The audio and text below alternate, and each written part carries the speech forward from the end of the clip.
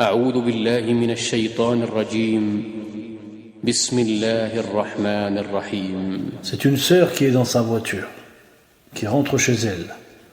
Pour rentrer chez elle, elle passe par un quartier où il y a des prostituées.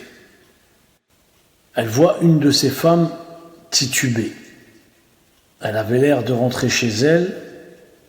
Elle était habillée avec des vêtements très courts. Elle titubait parce qu'elle était ivre. La sœur dans sa voiture au feu rouge l'a regardée, a eu pitié, elle a levé les deux mains et a commencé à invoquer pour elle en suppliant Allah Azza wa Jal de la sortir de ce problème. Cette sœur a fait un témoignage anonyme, celle qui était dans la voiture et qui a invoqué pour la prostituée. En nous racontant cette histoire, elle racontait que pour elle, 7 ans en arrière, elle était elle aussi dans une situation très périlleuse, compliquée. Elle était perdue, plongée dans les péchés, dans la désobéissance, dans l'égarement. Elle ne connaissait rien de l'islam, rien des musulmans.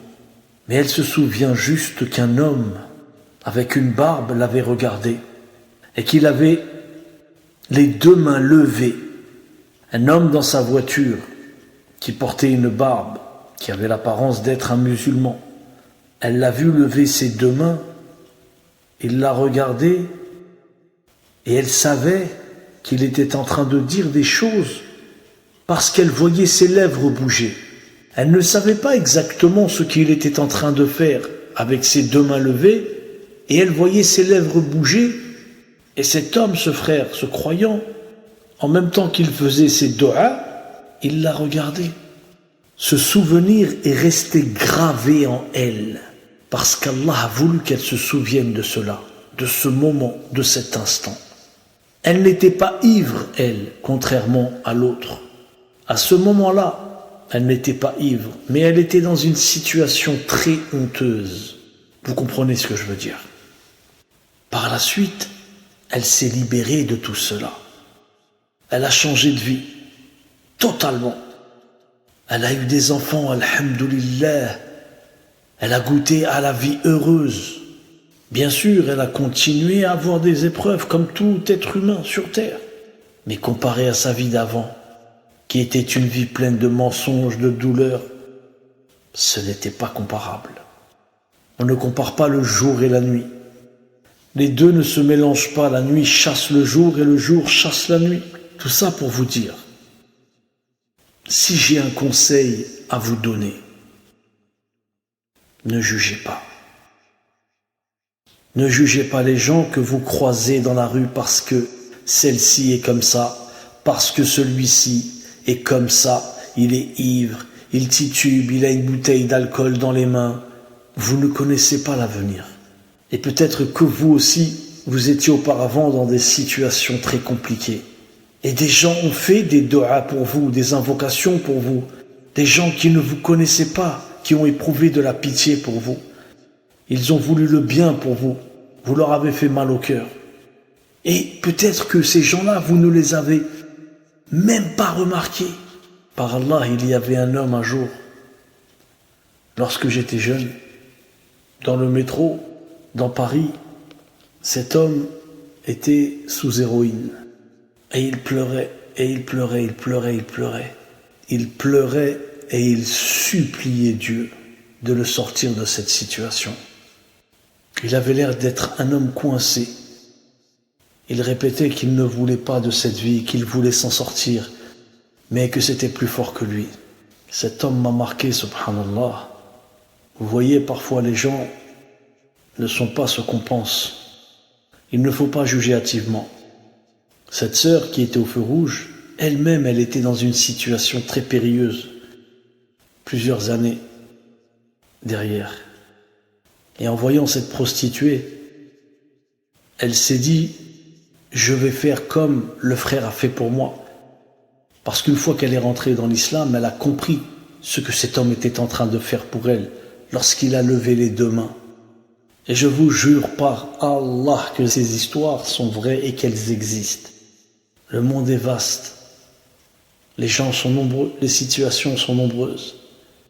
Lorsque vous êtes assis dans le RER, dans le métro, dans un train, quelqu'un peut vous regarder et vous faire une invocation sans que vous ne le sachiez. Peut-être que votre guidé est venu par cette cause. Ne jugez pas les alcooliques que vous croisez. Ces drogués, ces femmes perdues, ces hommes perdus, ils pourront demain devenir les meilleurs. Et vous pouvez peut-être prendre leur place si vous vous moquez ou critiquez. Je sais que le musulman ne fait pas ça, mais il y en a qui se moquent, qui rigolent. Allah seul sait ce qui arrivera à ces gens qui se moquent, des gens qui sont dans la détresse en réalité. Rappelez-vous que personne n'est indispensable dans ce monde. Tout le monde dépend de la même et unique source, le Créateur, Allah Azza wa Jal. Le seul qui est capable de faire alterner le jour et la nuit. Le seul qui est capable de faire alterner le jour et la nuit. N'importe quel homme qui se prendrait pour un roi, pour une divinité, qu'il sache que seul Allah Azza wa Jal est capable de faire alterner le jour et la nuit. Que celui qui se prétend être Dieu parmi les humains, qu'il éteigne le soleil, qu'il ne fasse pas venir le jour. Celui qui a placé le soleil et la lune comme il a voulu. Rien ni personne à part lui ne peut déplacer la lune, le soleil, les étoiles, les galaxies, l'univers. Certains jouent en se prenant pour Dieu, mais ils sont aussi dépendants qu'un ver de terre. Ils ont tous besoin de la même source.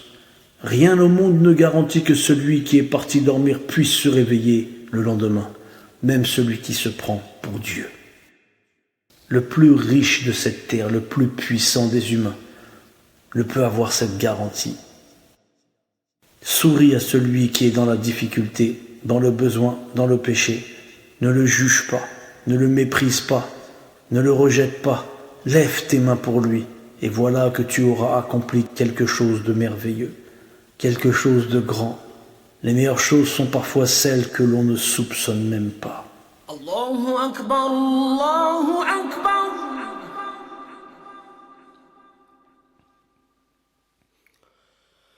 Allahu Akbar, Allahu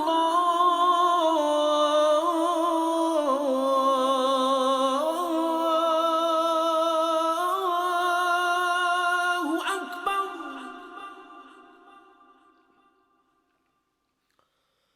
أشهد أن لا إله إلا الله